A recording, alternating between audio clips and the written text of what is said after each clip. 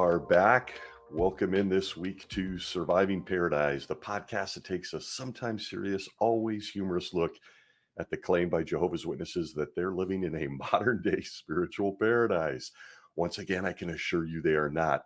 I am your host, Stacy Bauman, former elder, ministerial servant kid raised as one of Jehovah's Witnesses in the 70s and 80s. And as I like to do, trigger warning, we have some fun here.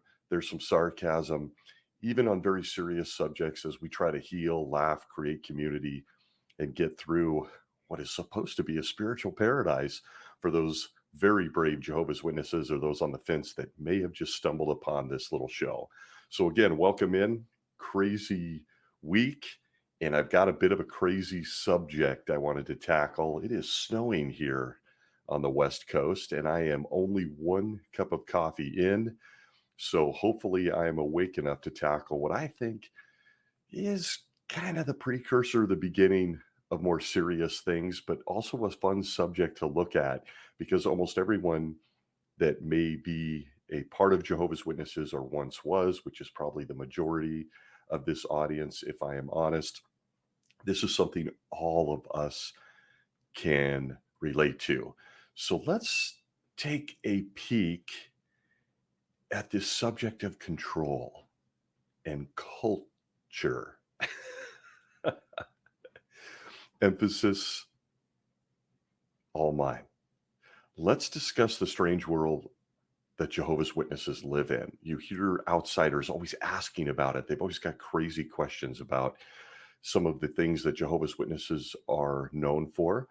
But if you're raised a Jehovah's Witness, you would probably agree that your entire personality, your desires, your self-esteem, they're all shaped by an organization that teaches you that Jehovah and his son Jesus spend a great deal of time and concern on every phase of Jehovah's Witness culture.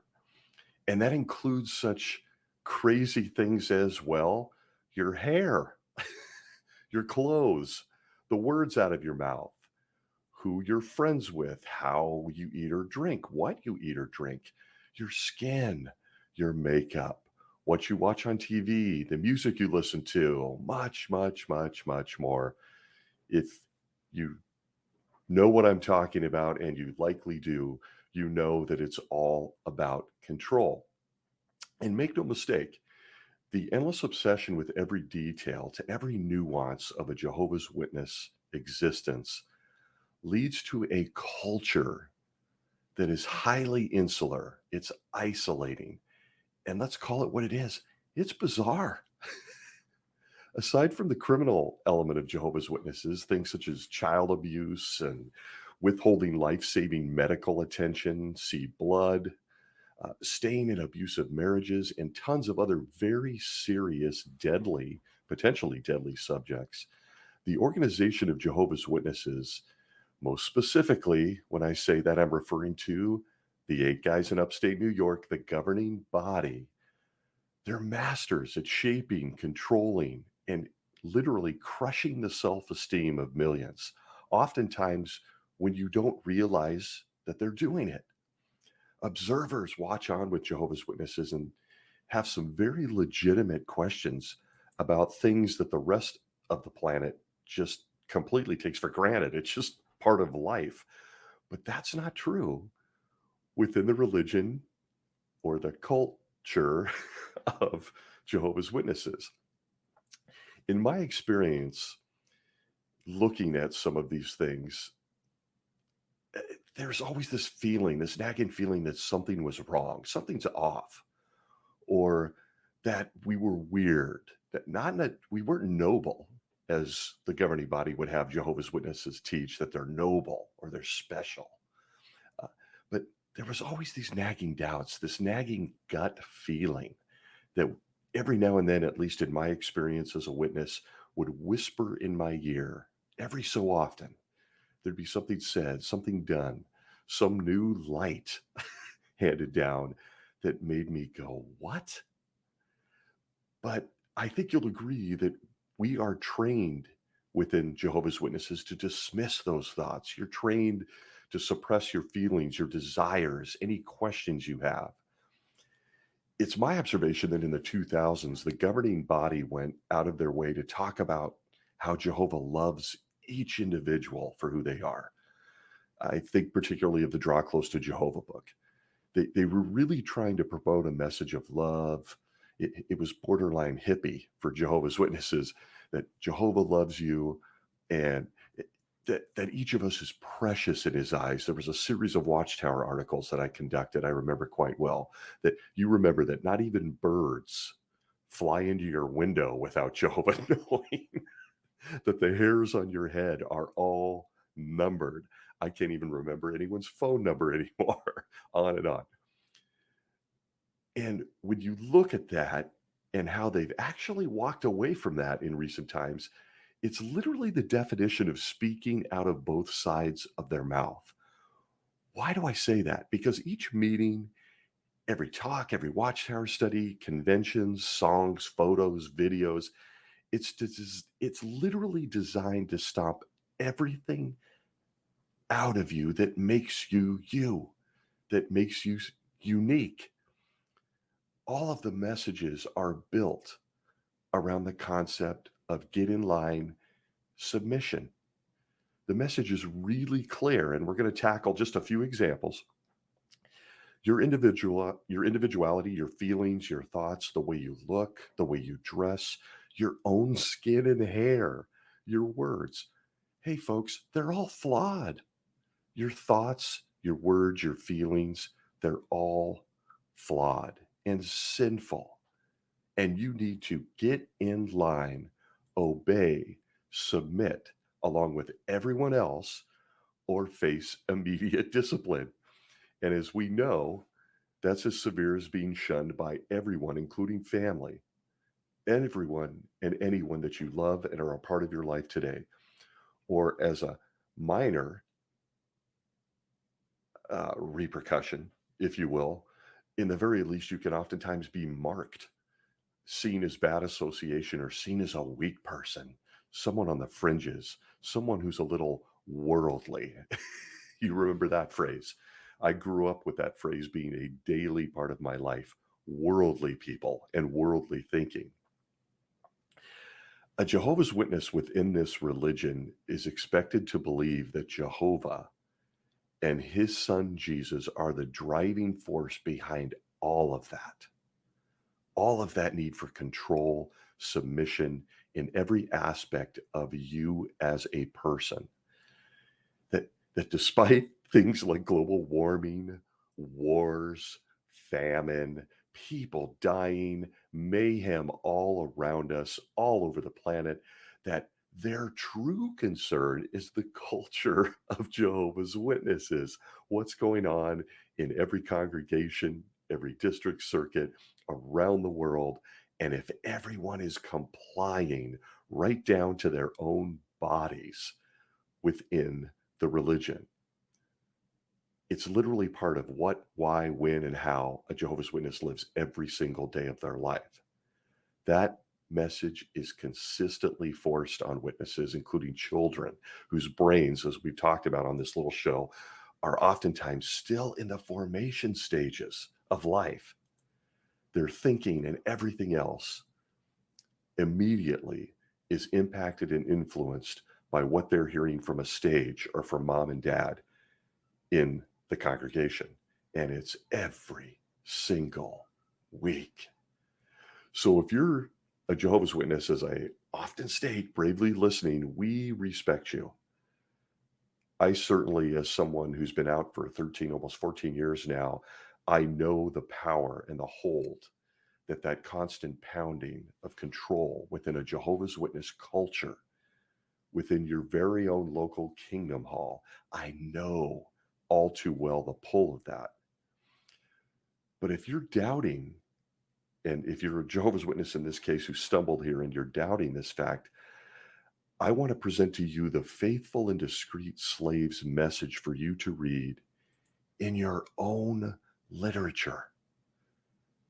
I say it consistently on this show. You don't need an apostate friend or an apostate website or any of those things.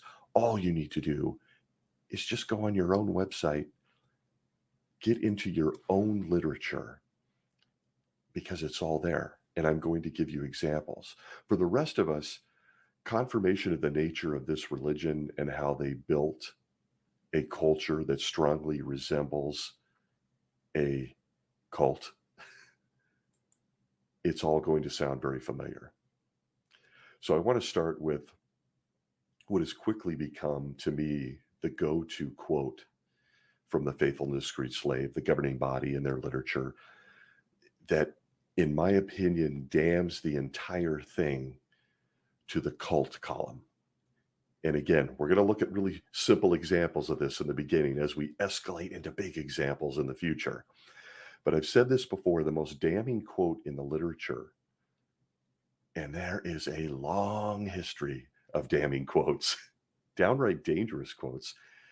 It comes to us from the Watchtower, November 15th, page 20, where the faithful slave, we are told to believe, are directed from Jesus himself, by Jesus himself, had the following to say. November 15th, Watchtower, page 20 says, quote, "All of us must be ready to obey any instructions we may receive, whether these appear sound from a strategic or human standpoint or not." End quote. Now listen, if that nugget of Holy Spirit from the heavens, allegedly, isn't enough for you, consider what the governing body sent out to millions and millions of Jehovah's Witnesses just this year in the February 2022 Study Watchtower, page 4, where they reiterate this concept of submission, obedience, and control. They say there, quote, "The plain truth is that we cannot say that we trust in Jehovah if we do not trust in his earthly representatives, those whom Jehovah trusts. Today, Jehovah leads the earthly part of his organization by means of the faithful and discreet slave."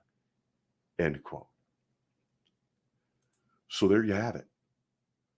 A strong foundation, two foundational columns in quote form that allows the governing body and Jehovah's Witnesses to comment and control, a culture of control, every intimate detail of your life, your person, who you are. And if you doubt that all of this is by design as we lead up to examples, some simple examples this week, that this isn't part of their overall plan to build a culture for millions, the governing body has stated openly in print that they know what they are doing. They know how to work the human mind to create a culture of zombies that have checked their brains at the door. I know this is harsh, but frankly, it pisses me off, even years after being out, because I still know and love people that are part of Jehovah's Witnesses. But know this, listener, audience, they know exactly what they are doing. It's in print. They understand what the weekly schedule is.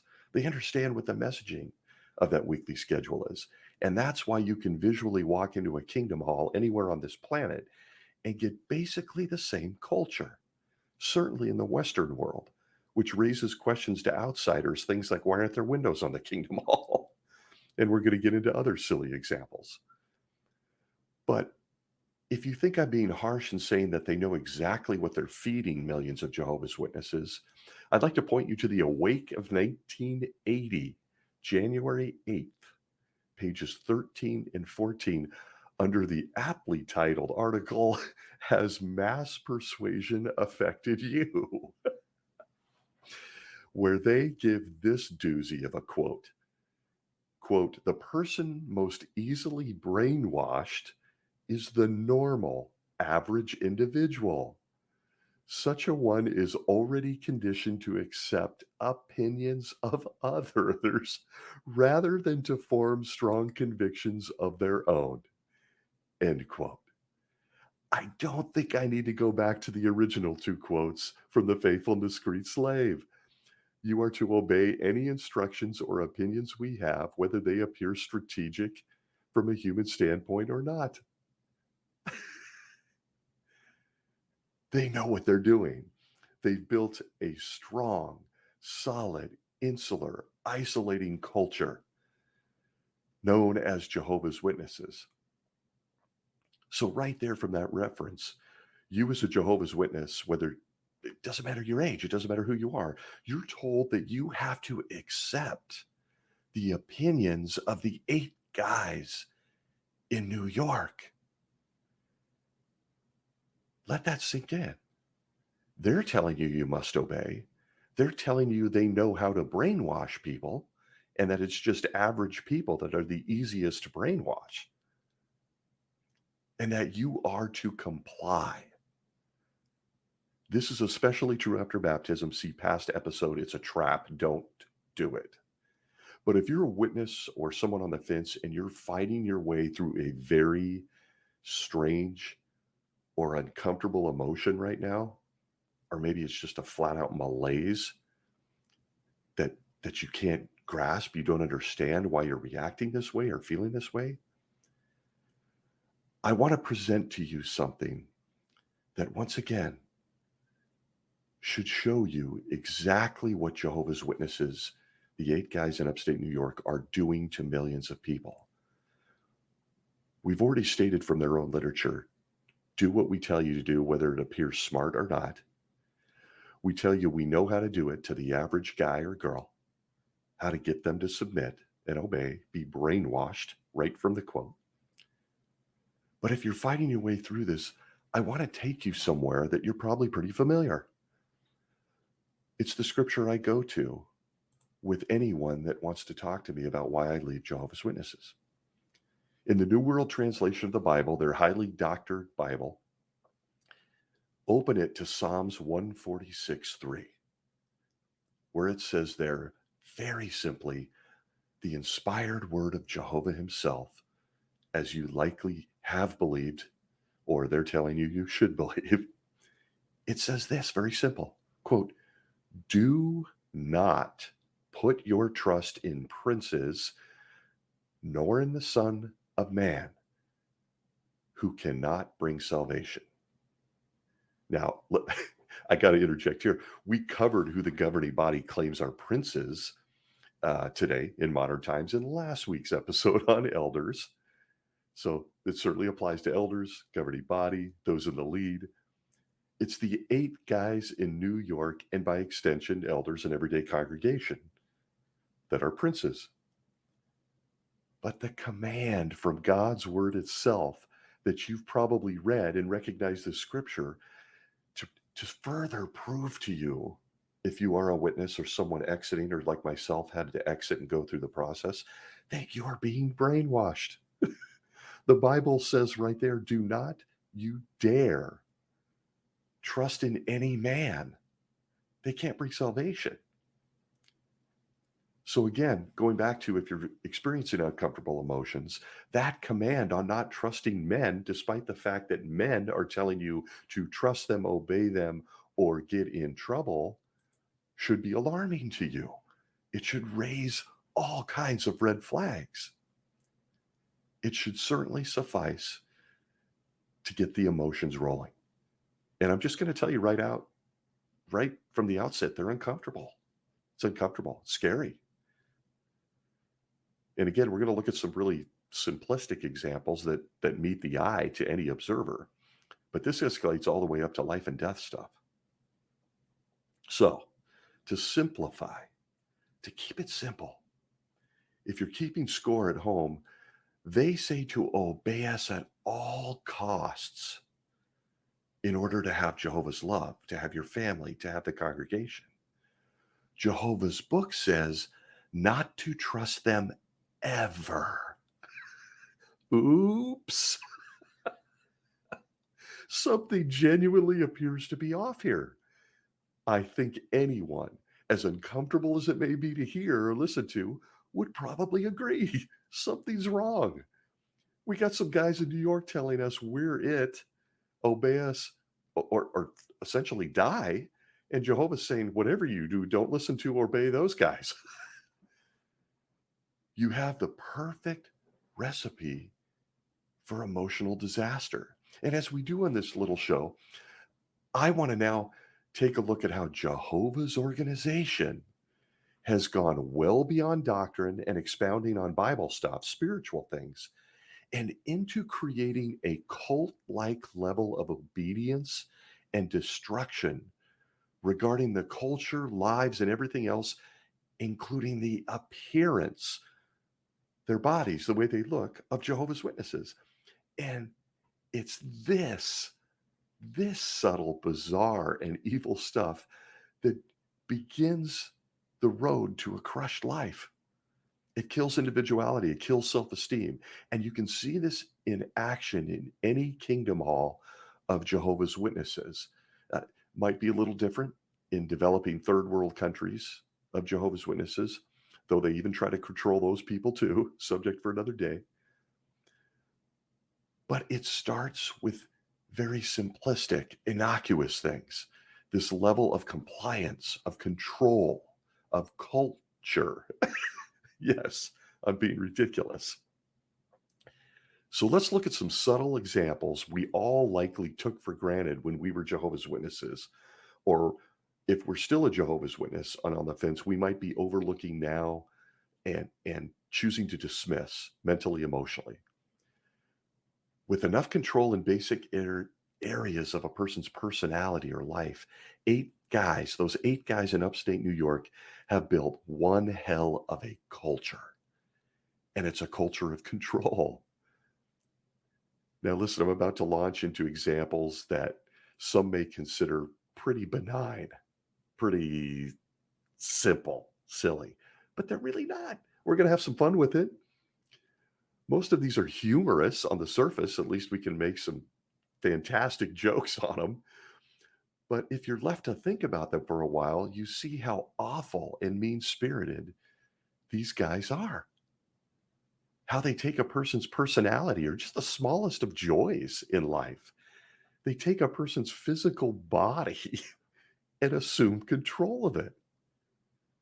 So that's where we're going to start in what may be an ongoing series on this culture of control that Jehovah's Witnesses and the governing body have developed over a century.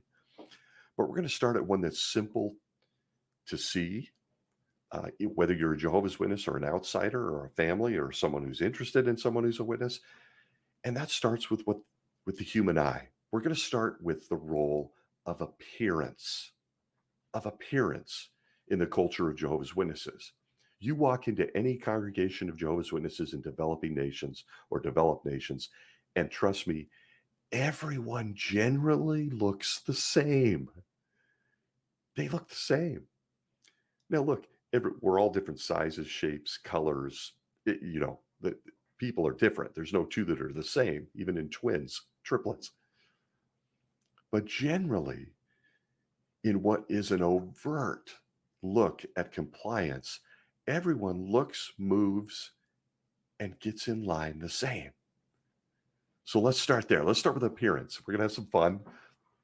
I think this is probably one that impacts younger people, teenagers, more than anyone. As you've grown to be an adult, this stuff might be less important.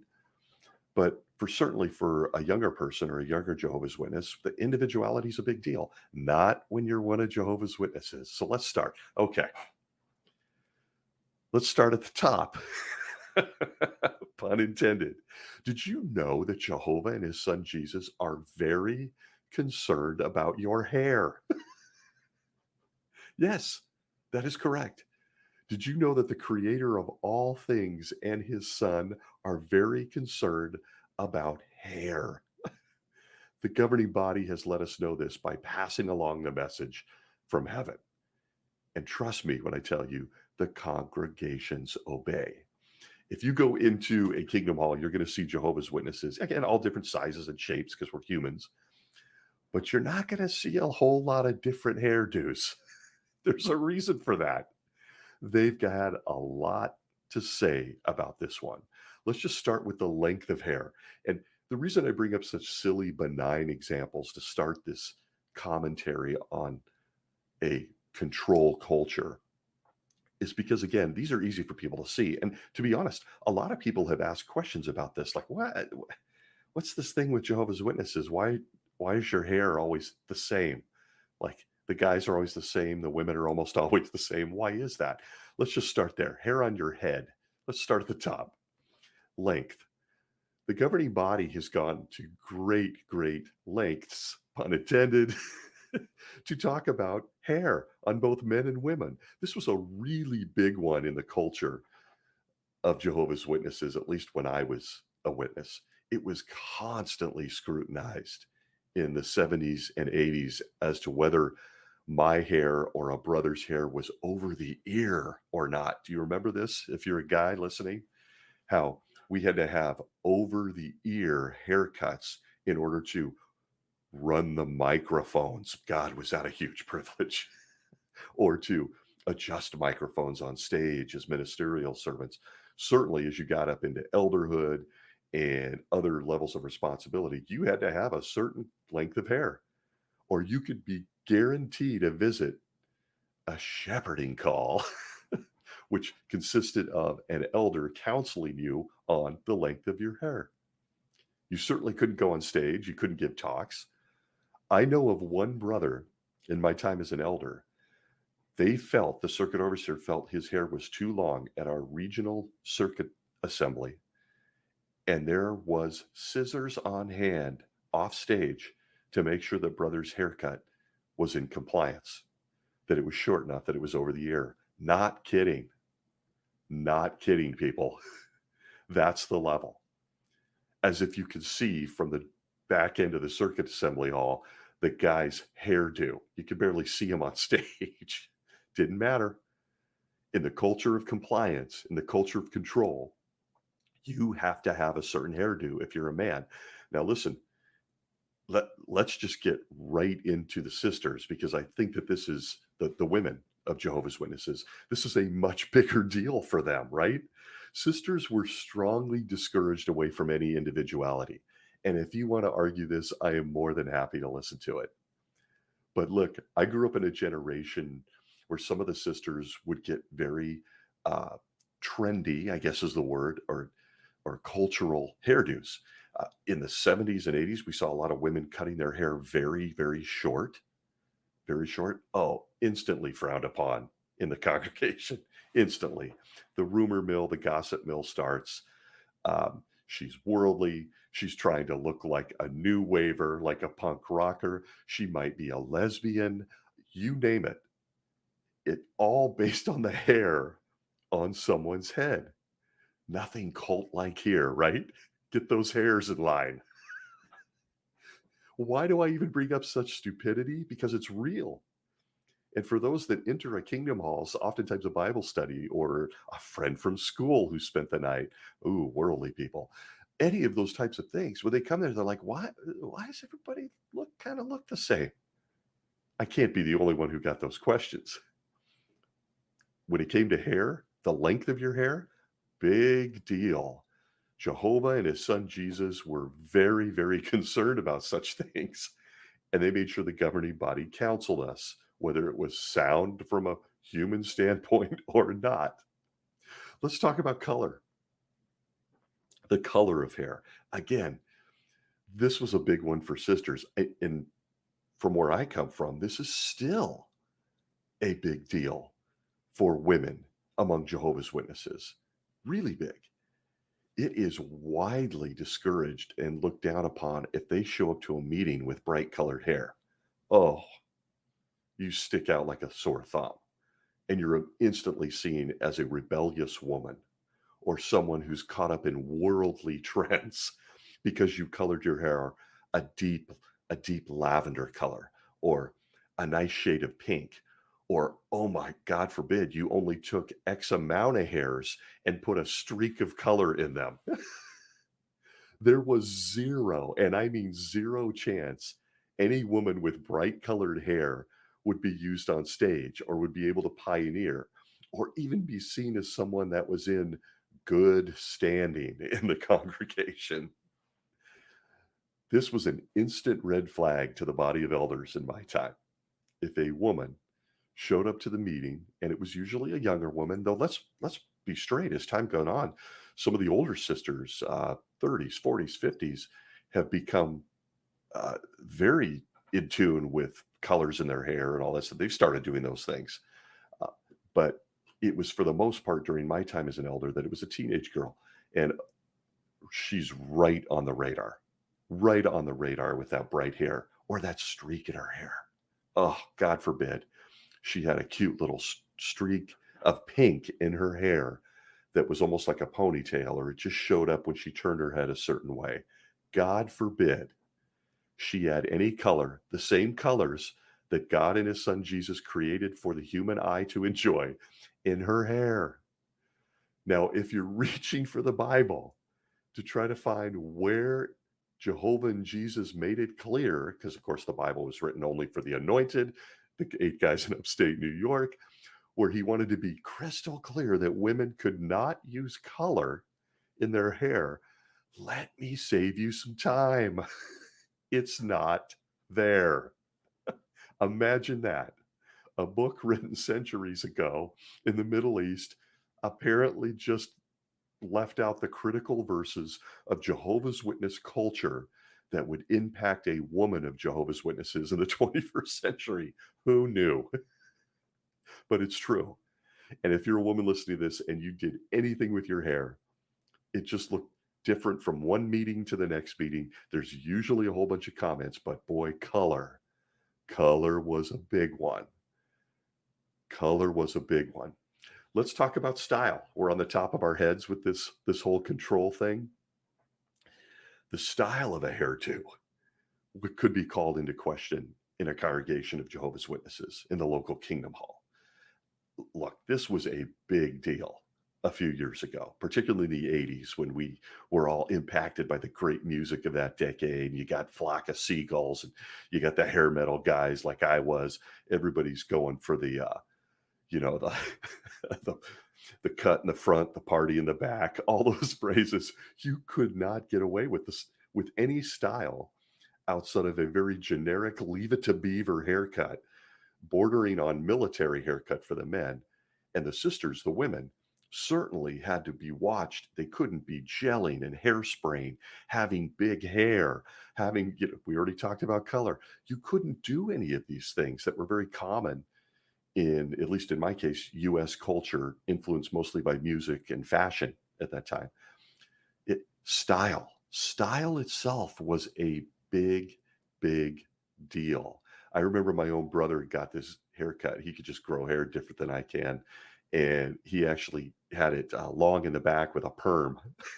I mean, you wouldn't be caught dead with this now. But back then it was cool, man. It was real cool. But you're wondering, where does this all come from? You got to be kidding me. The governing body, elders in the congregation in this control culture are looking at people's hair, their style. Yes, they are. I present to you one of the all-time classics for those of us that grew up on it, the Your Youth book, chapter 7, pages 50 through 58, covers these life-altering topics such as the hair on your head. It gives some idea as to the level of control those guys want over your own body. It says this in quote, "In recent years, however, the hairstyles of young men," by the way, sit down for this one. Brace yourselves. Brace yourselves.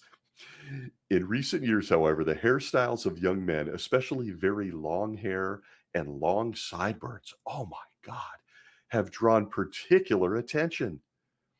At the same time, people have generally recognized that it is the natural thing, the proper and fitting thing for men to cut their hair to a moderate length shorter than that of women. For a man or a boy to wear his hair so that he looks like a girl is not natural. Rather, here it comes. It is typical of an age and lands where homosexuality is on the increase. And the Bible shows that homosexuality is contrary to nature, both unfitting and detestable in God's sight. End quote. I'm not going to get into their teachings on our very lovely and cherished gay community and people on this planet. That is a subject for a whole show that I'm likely to get quite angry in.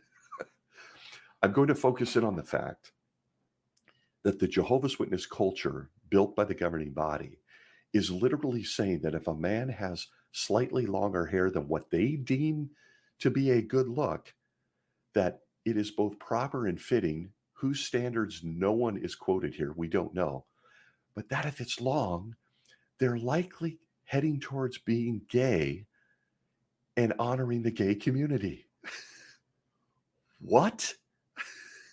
Your hair that grows on your head, whether it's length, color, or style, it's all a very big deal in a culture, and I mean culture, where control is demanded. Imagine this being a thing. I mean, I just can't. I can't. Where do you go? This is in print. Having long hair means you're suddenly gay. Your sexuality makes a complete shift. Despite this bordering on hate crime and criminal, it really exposes the subtle way, and that's why I pulled this one, by which the governing body creates its culture. The Bible mentions some pretty long-haired dudes, in case you're wondering and keeping track at home.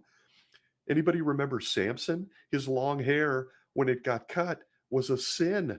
God allowed him to be blinded and then drop a temple on everyone, killing himself.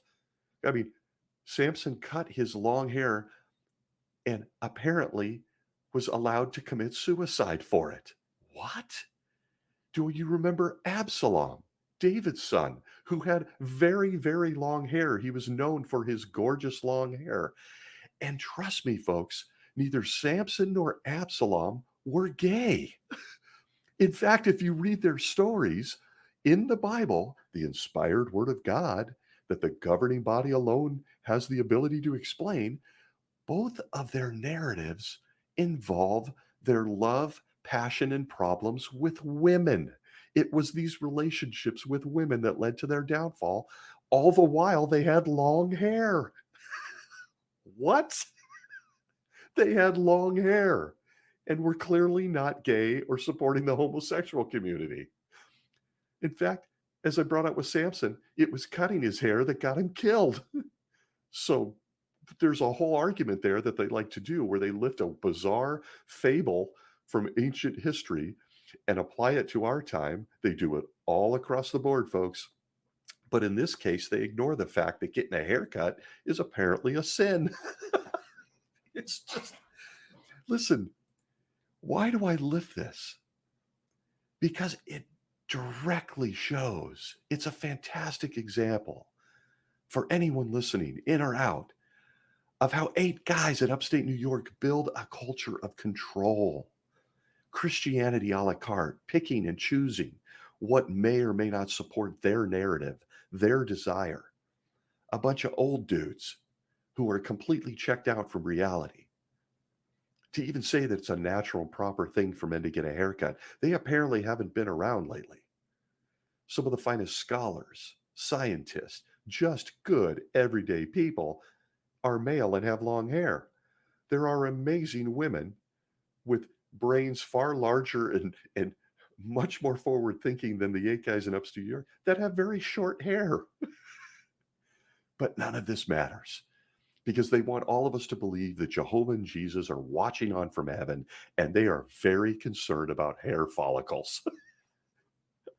I just, okay, let's move on from the head. No, the top of the head. The top of the head. I mean, we got into sideburns, we got into everything there. Let's move into a favorite. And I'm not going to go deep here, just a mention. But let's move on to, particularly for men, the hair on our face. The horror. You can't have any if you're a Jehovah's Witness. And I don't really want to answer all the at me's about how that's slightly changed, and some people in European countries are wearing them. And overall, the culture of Jehovah's Witnesses is not accepting of a beard, a goatee, or as I just showed you, sideburns are a problem. This is absolute legend among Jehovah's Witnesses. Facial hair can instantly identify you as someone fit for a fireball at Armageddon. Not kidding. Look at the literature. When they want to show a picture of someone who's a householder at the door or a worldly person or someone who needs a Bible study, there's clean cut guy with a fresh shave and a haircut, and there's guy with facial hair. And that's the guy that's doomed to a fireball unless he listens to clean shaven guy in all the literature. It's absolutely comical.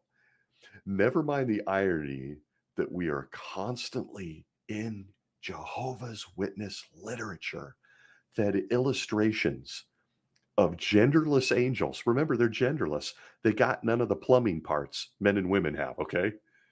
But they're always shown as men, and they're not clean shaven. They have beards. They have beards. They all also might dye their hair because they all have white hair and beards in every illustration, not unlike this host. Nonetheless, not an angel. But you're force fed this visual dichotomy, this paradox, where you're going, wait a minute, everybody righteous, everybody in heaven, Jesus himself, everybody's got a beard. But down here, we can't have a beard. If I have a beard, I'm set for a Watchtower photo shoot as the bad guy that's doomed at Armageddon. Truth. And never mind the irony that Chuck Russell, good old Charles Taze, who is now, by Jehovah's Witness beliefs, in heaven watching down on me create this apostate forecast, he himself had a really glorious beard right up until the day he passed off the scene. And never mind that Jesus is always shown having a beard, except for one really fun publication in the 60s I've stated on here before. Jesus always has a beard. Big shocker. Middle Eastern Hebrew. Wow. Nah. Throw it all out, folks.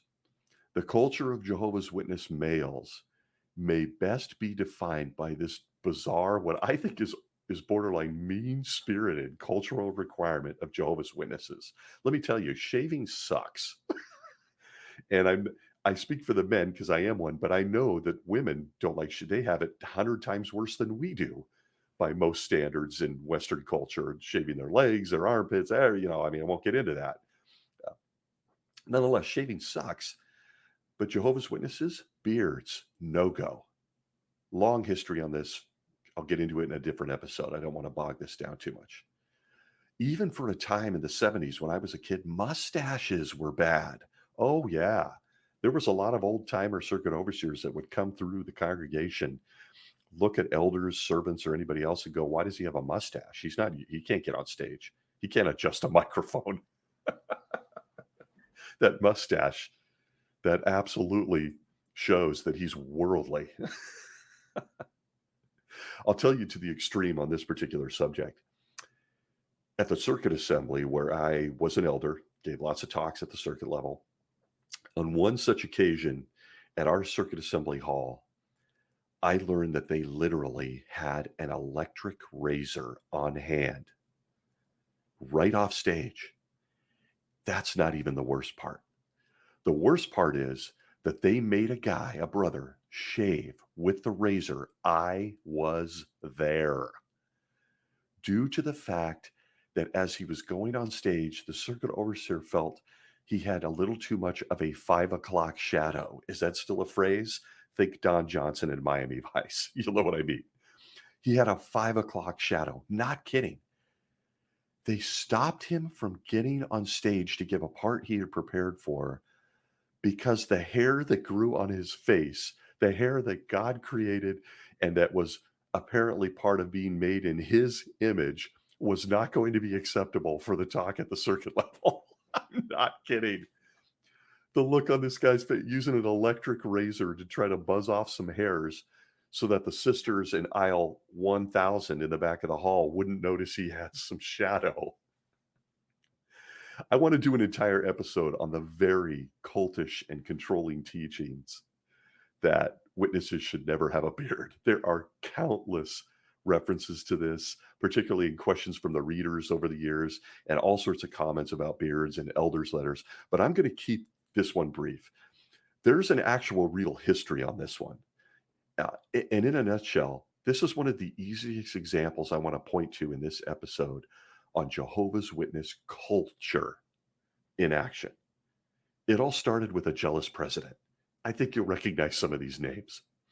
When Chuck Russell, Charles Taze Russell, died, Judge Joe Rutherford, he of liquor breath, took over the organization. And in between stiff drinks, he was known to be a little insecure when other men grew beards in imitation of Charles Taze Russell, the guy that he preceded. He didn't want anybody to copy the guy that came before him. In a book entitled 30 Years a Watchtower Slave, I do recommend it for reading. It's very, very interesting. There is a story related from 1925 regarding Judge Joe. And this is it, quote, on the subject of facial hair. An amusing incident took place at the time of the judge's visit.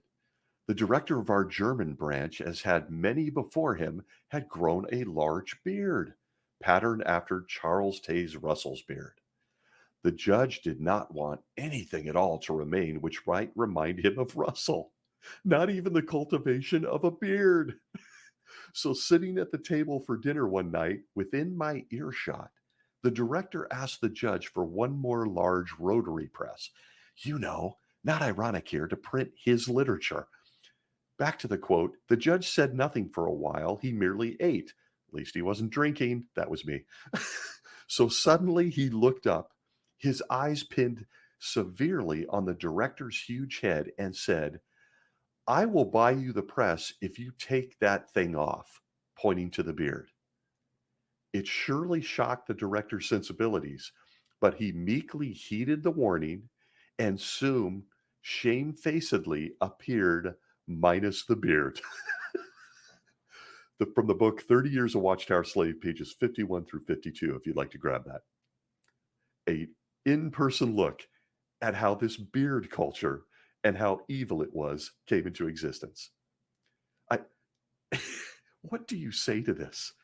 An insecure jackass like Judge Rutherford has continued to impact the witness culture down to the 21st century with facial hair because he didn't like the guy before him. I always wondered how the conversation went in heaven when Rutherford arrived and took a seat next to Chuck in heaven. I mean, they've got thrones up there, we're told. They sit there and they're directing the work in these last days of the last days of the last days.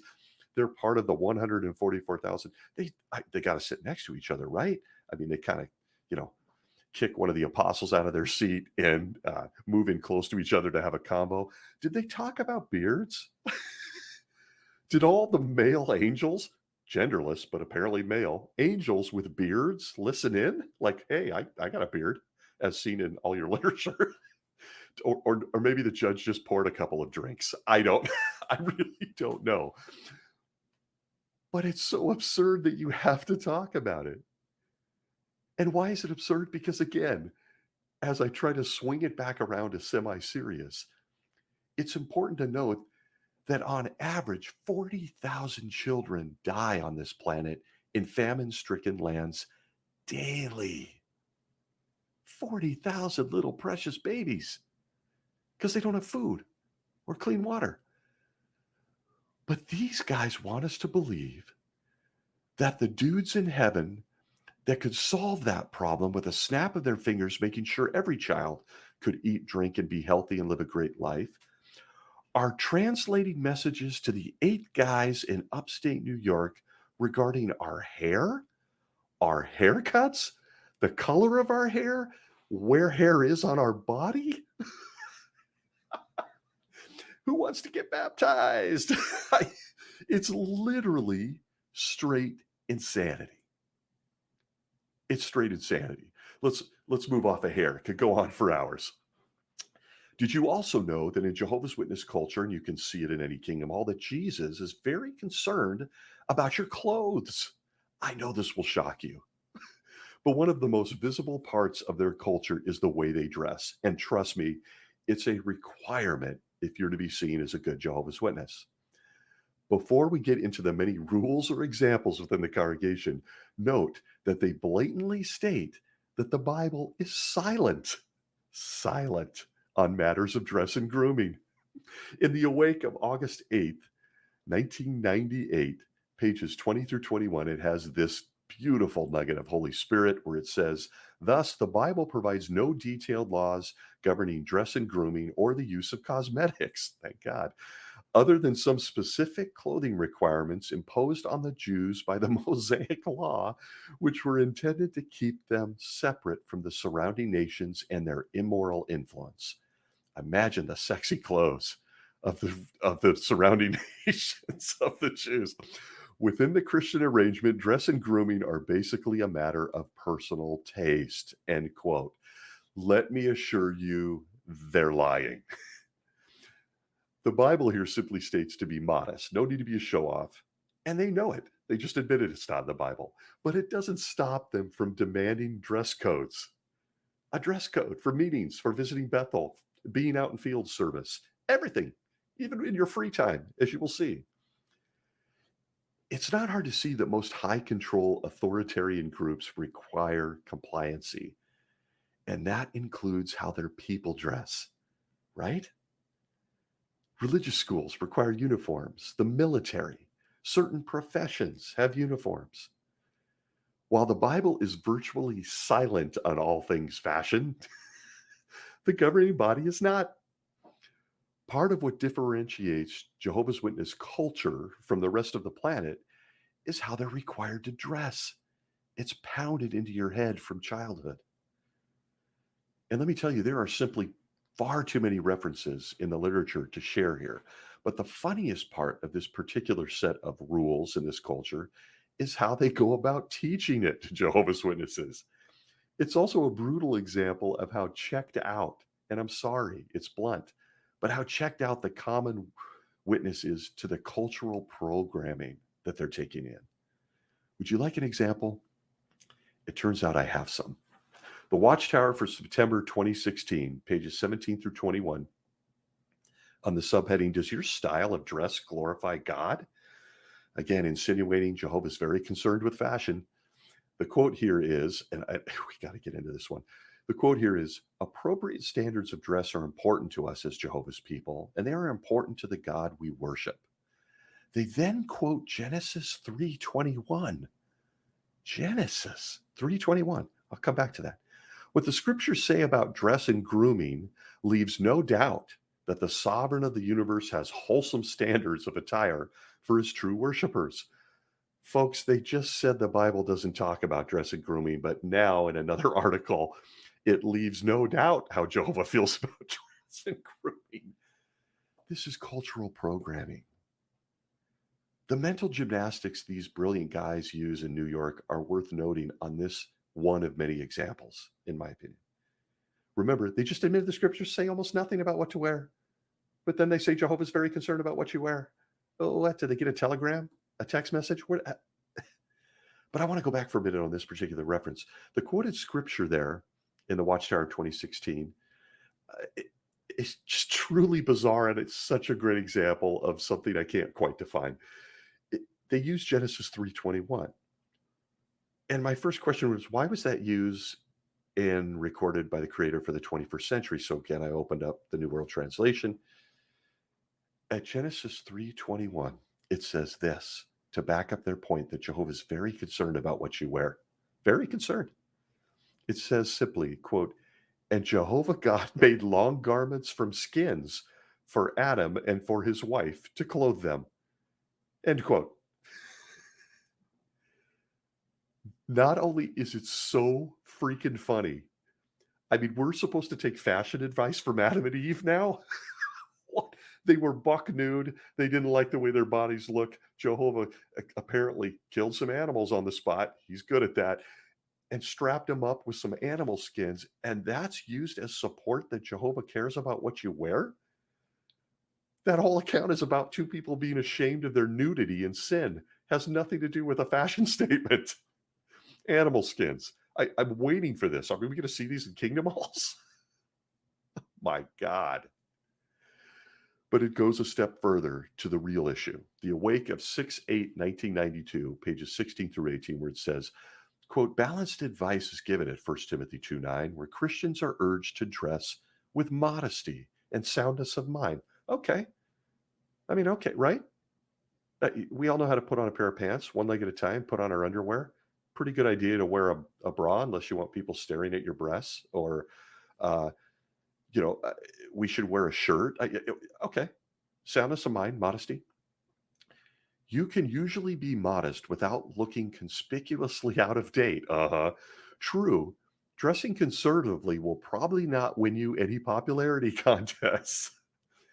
But here's the key in the quote. But it will help you to stand out as different. And that is something that may gain you God's approval. End quote. There it is. There's the real reason, the control, what sets you apart. Isolation, insular, different. And that's why every Jehovah's Witness group in matters of dress, they look the same. They all look the same. Sure, different dress. Sisters get really mad if they get caught, two or three show up in the same dress. Brothers, it's all you can do to put a tie on. I can't tell you how happy I am I don't do that anymore. You don't even do that in corporate America and business casual, but you do in this group. And why? Because you will stand out as different, and it's necessary to get God's approval.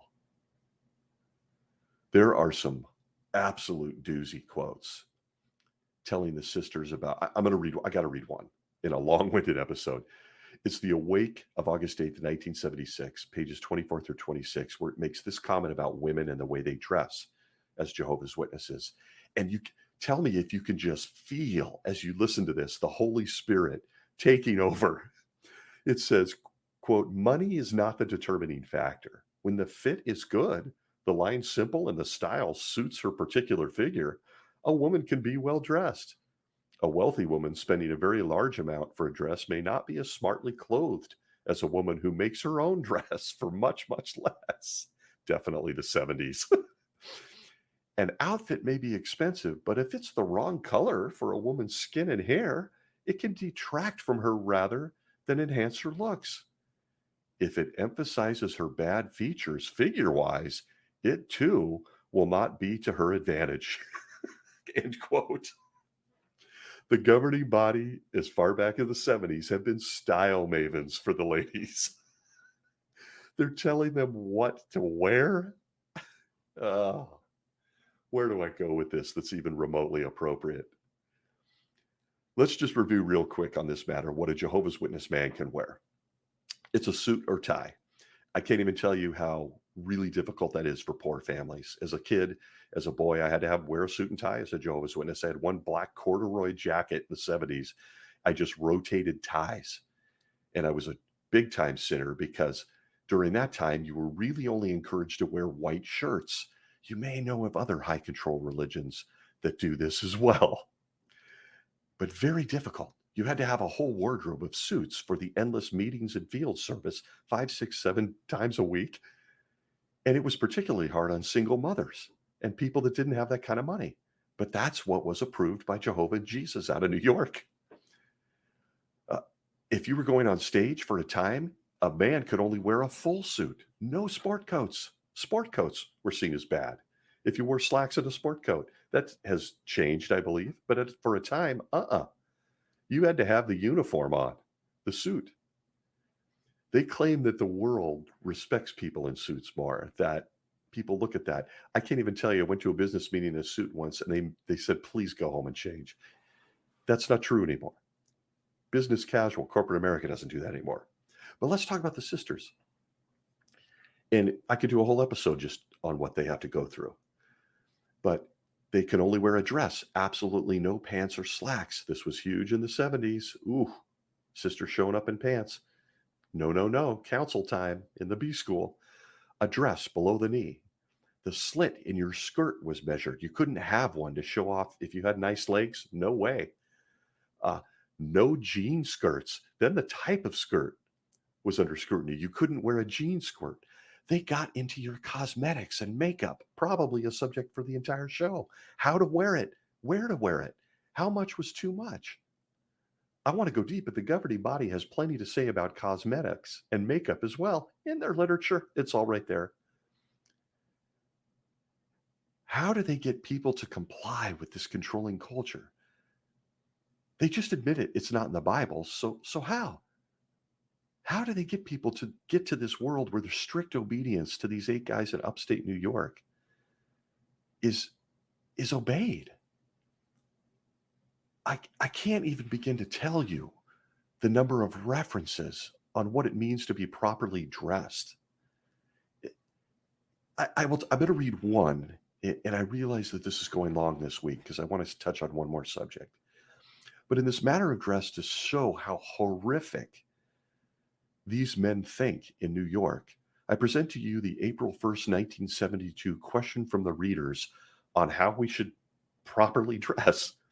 And just one snippet out of there about women and the way that they dress when they come to the Kingdom Hall. They make mention here that many persons today are pleased with immodesty, that the way you dress can lead people to want to fornicate, commit adultery, or be gay. But it particularly takes a shot. It's a little bit men and women, but I know that it was mostly the women, where it says this, quote, "Is this to say that God would commit to destruction someone just because of the shortness or tightness of his or her clothing? No. Rather, it would be because the person's provocative dress is due to shortness on love for righteousness, and because instead it reveals that his or her heart has a love of what is bad in God's eyes." That short skirt you wore proves you're evil and you love bad things. For us fellas, as we put on a weight, as the pants get tighter, you clearly have some evil motives. It has nothing to do with looking great or the sale you grab the skirt on at the mall. No, it's just another snapshot of how sex obsessed the governing body is. A sister with nice legs and a slit in her skirt, oh boy, she's on the fast track to the B school. She's going to be counseled. And what do you may ask, what are they going to say to her? I'm going to tell you quite plainly, because they just did it themselves. They're going to tell you you're making all the brothers horny. Straight talk. You are making us all distracted. We can't stand it. Your legs look great. Your blouse is too tight. Now, of course, as we've seen in recent times with Tony, I never saw a whiskey I didn't like, Morris. He's gone on rants about tight pants on the brothers, leading many to wonder if maybe he may find men attractive, railing against the way their tight pants make him feel. It's all straight insanity. And it's all built into a culture of control for Jehovah's Witnesses. These are the benign, silly examples you can see with the eye when you go to a meeting. Conventions are really good examples of Jehovah's Witness dress culture. In my time, that was the most exciting time of year, particularly for the sisters. They couldn't wait to get new dresses for the district convention. The girls that we desperately wanted to date showed up in new dresses. It was amazing. I mean, that's what we wanted to do.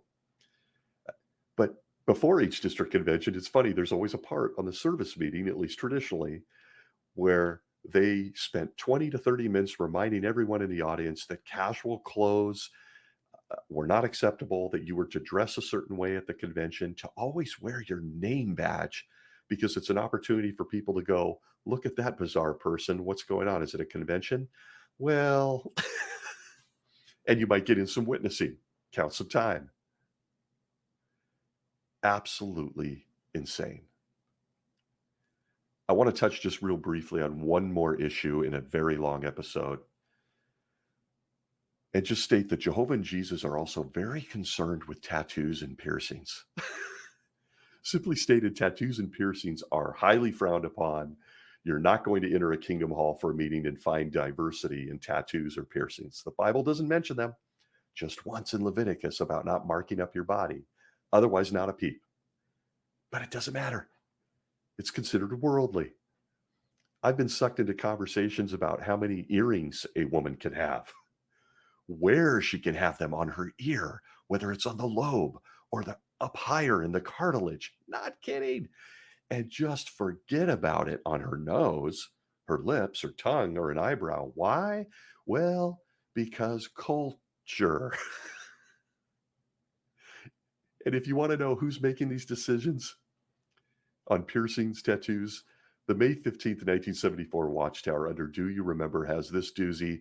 I'm picturing women wanting to punch me or anything close by it when I read this, this counsel's given from Jehovah and Jesus in the heavens, where it states, a married woman who favors having her ears pierced should rightly consult her husbandly head first. I'm laughing because otherwise I'm going to get angry. Ladies, your ears aren't your own. They're your husband's. Ask him what he wants. You have no right over your own body, not as Jehovah's Witnesses. That's it. Inspired advice. And as for men in piercings, forget about it. Any piercing a man gets or shows up with in the congregation, he'll be labeled as gay and he will be counseled in the B school by the elders. I could go on and on about this, and I think I will save it probably for another episode. But actually, I'm not going to. This one will just be a long one. One more talk about tattoos. They have lots to say about tattoos. The Bible does not. Okay. In the Awake of March 22nd, 2000, pages 11 through 13, it says this. Despite their popularity among celebrities, body piercings and earrings for men have thus far failed to gain general acceptance in the West. One reason may be that these have long been the hallmark of prison inmates, motorcycle gangs, punk rockers, and members of the homosexual sadomasochistic subculture.